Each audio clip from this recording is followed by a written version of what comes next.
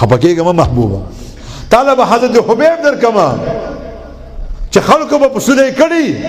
او خلق به ورته وایي صرف دومره وایا چې زما په ځای دی محمد صلی الله علیه وسلم پاتې شوی وي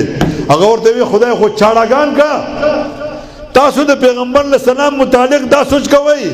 زه خو د خپل جانان متعلق دا سوچم نشم کولی چې په خپه مبارکه کې ازغې قدر لړ شي محبوبه ونی